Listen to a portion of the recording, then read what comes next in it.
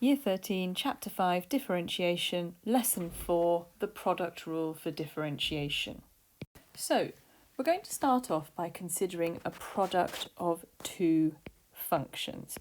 So, let y equal u multiplied by v, and it's really important here that we note that u is some function of x and v is also some function of x. So these are both separate functions. Now, the product rule then allows us to differentiate y with respect to x in an efficient manner. It allows us to find dy by dx. And this is what the product rule tells us. If we have a product, as referenced above, which is made up of two functions, u multiplied by v, then dy by dx is equal to u multiplied by dv by dx plus v multiplied by du by dx. And we're going to make use of this in a number of examples. We will see where this rule has come from a little bit later on.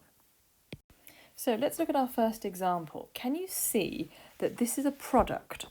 It is a product of the two functions u, which we'll call x cubed, and v, which we'll call x minus 3 all squared. Now we could differentiate y by expanding the brackets, multiplying and then collecting any like terms, simplifying and then differentiating term by term. But that is a really long-winded process compared to using the product rule. Now it's important that we can see the product of two separate functions in terms of x, and there it is. Now let's start with du by dx. Du by dx is equal to 3x squared. Now we also have to identify dv by dx, and notice that this part here, the v part, this is a composite function, which means we need to use the chain rule to differentiate it. Now you can use the full formal version of the chain rule step by step, but the reality is we should ideally be comfortable with using the quick chain rule for differentiation. So multiply by the power, reduce the power by 1, so 2 drops down to 1, and then multiply by the derivative of the inner function. Well, the derivative of x minus 3 is just 1.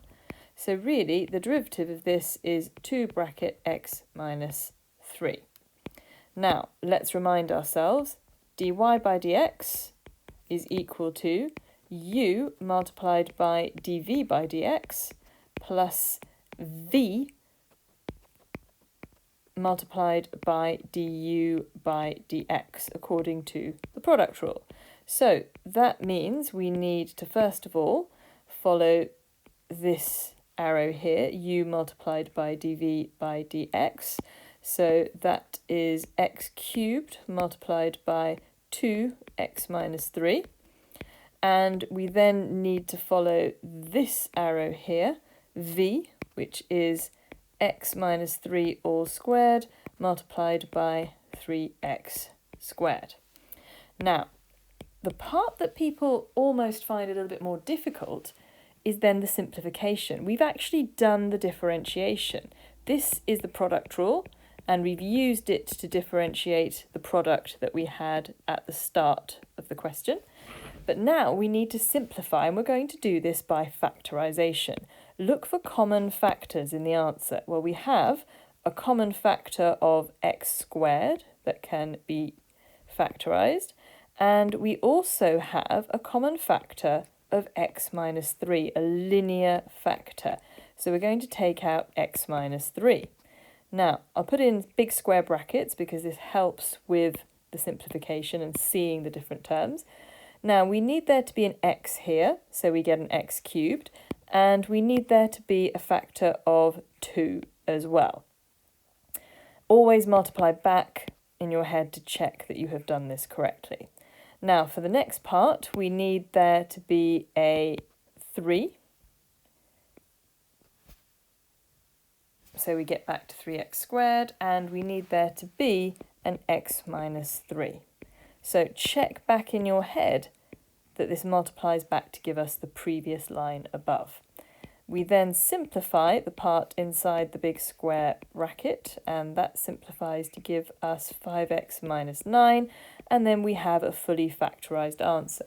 Now, why do we need to actually factorise? Well, we might be asked to find stationary points, in which case we need to set dy by dx equal to 0 and solve, and it is by far easier and more efficient to do that when the result is in its fully factorised form. So for instance, if this result was then set equal to 0, I could see very quickly that the roots are x equals 0, x equals 3 and x equals 9/5. It would be very difficult to see that from the previous formats of the answer. Let's take a look at another example. Now, you have to be clear that you can see the product of the two separate functions. If I draw in a line here, you can see the product. Now, u doesn't have to be the first function, but it has to be one of the functions, and v would then be the other function. Now, in both of these cases, these are composites. So we'll need the chain rule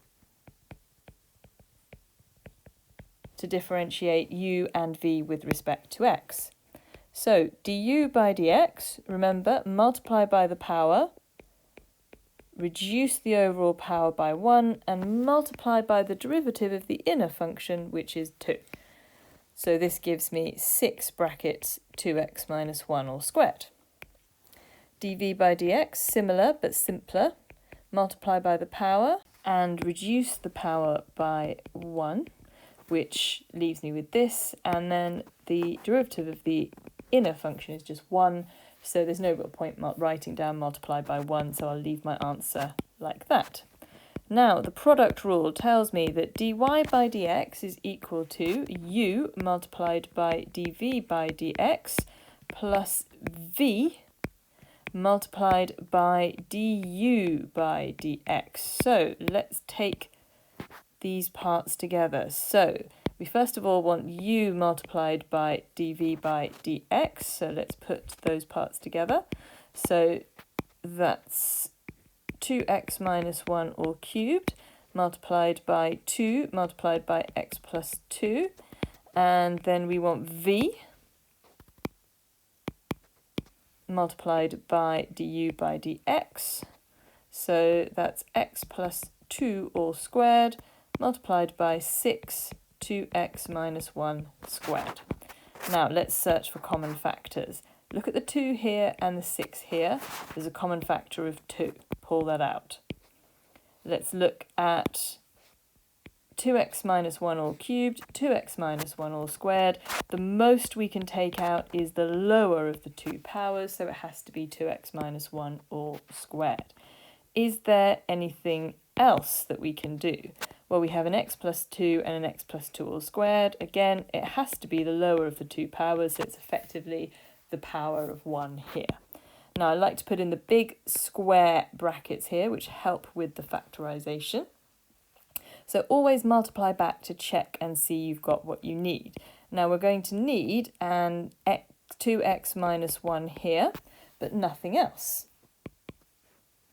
And over here, well, we need to make sure we get a 6, so I'm going to need a factor of 3 here. I need an x plus 2 all squared, so I'm going to need to have an x plus 2, and then I've got the 2x minus 1 squared, so I don't need anything further. I then simplify this, 2 brackets 2x minus 1 all squared, x plus 2, and then inside the large square brackets, all of this simplifies down to give me 5x plus 5, which is very interesting because it means I can pull out a factor of 5.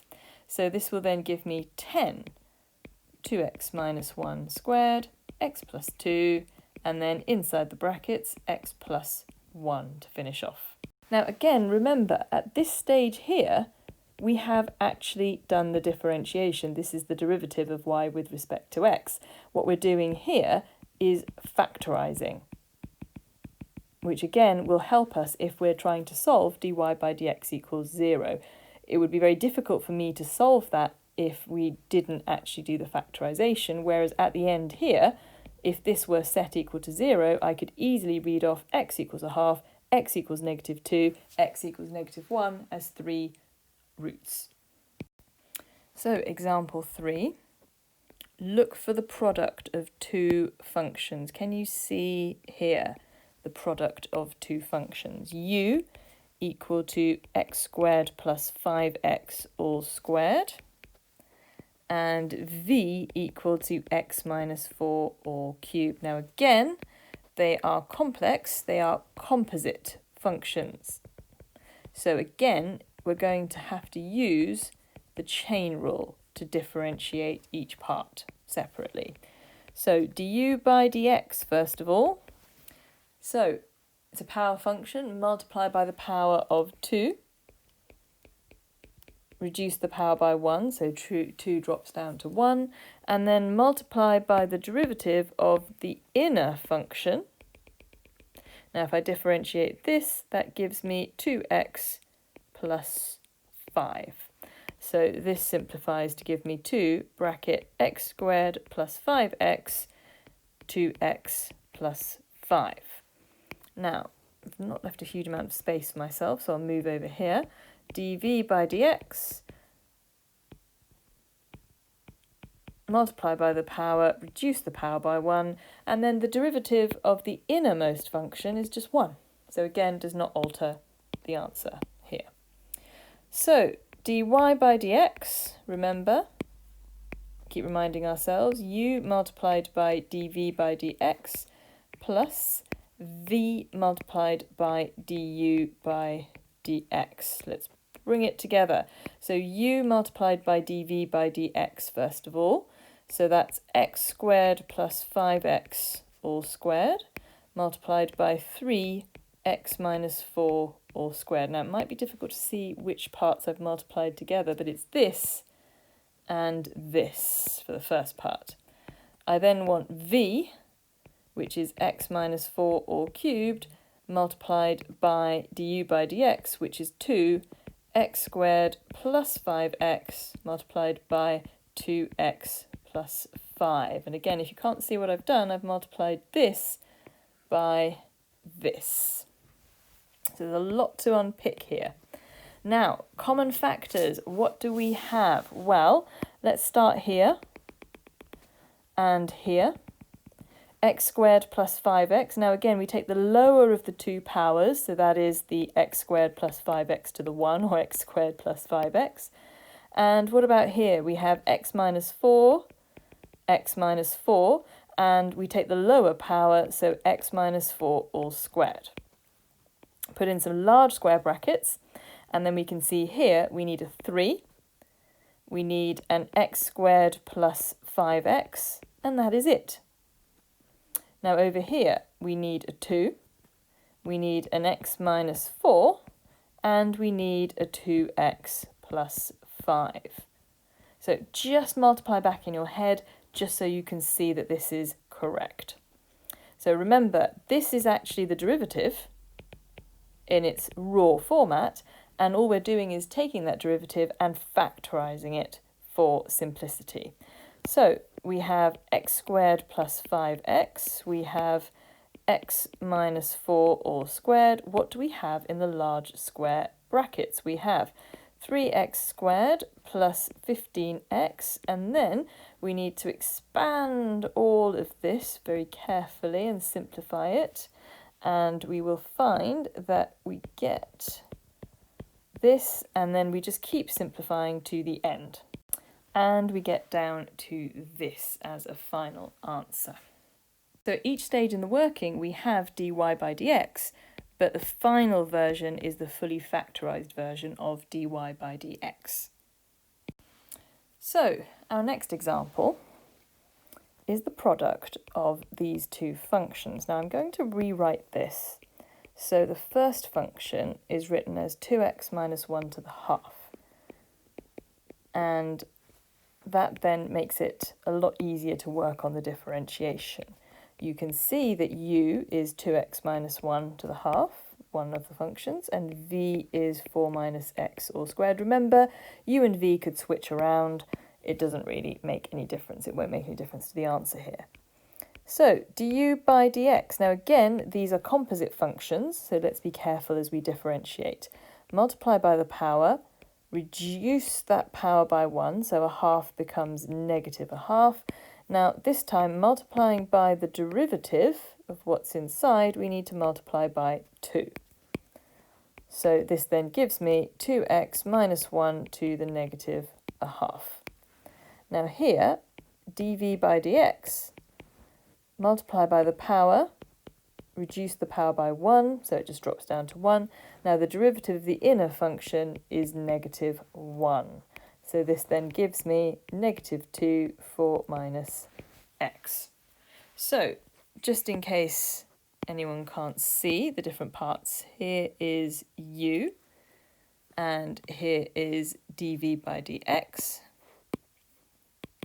and here is v, and here is du by dx, because of course the next thing we're going to do is apply the product rule, which tells me that dy by dx is equal to u multiplied by dv by dx plus v multiplied by du by dx. Now, let's put everything together. So, starting with u, and we need to multiply that by negative 2 4 minus x. Now I'm going to put the negative 2 here, 4 minus x, as that's a lot neater, plus v, which is 4 minus x all squared, multiplied by du by dx, 2x minus 1 to the negative a half. Now, there's the derivative. The next stage is the factorization stage to simplify this. Now, be careful. Look for common factors. Let's start here. 2x minus 1 to the half, 2x minus 1 to the negative a half. We have to take out the lower power. That's as much as we can do. So it's 2x minus 1 to the negative a half outside the bracket. That's the lower of the two powers. We then have, if we look at 4 minus x and 4 minus x squared here, we can take out 4 minus x to the power of 1. Now, in my big square brackets, to begin with, I need a 2, and I'm going to need something that will multiply back with 2x minus 1 to the negative a half to give me 2x minus 1 to the half. Remember, when you multiply and the base is the same, we add the indices, so there has to be a 1 here, so that 1 add negative a half gives me the half overall when we multiply these terms together. Now here, I then need a 4 minus x and nothing else. So simplifying this then gives me 2x minus 1 to the negative a half, 4 minus x, and then over here, if we simplify this, we have 3x plus 2 inside the large square bracket to finish this off. So we're going to actually now consider where the product rule actually comes from. And I would like us to start by considering a rectangle. Now, my rectangle will have side lengths, which I will label u and v, and my area, I'm going to call this y, which is the product of u and v. Now, what I'm going to do is I'm going to allow the side lengths of my rectangle to increase. Now, they're going to increase, but by very small amounts. So let's mark that on the diagram. Now, what are these new side lengths? Well, this is a small increase in u, so I'll call it delta u. This is a small increase in v. I'll call this delta v. Now, of course, if the side lengths change, then the area of the rectangle will change as well.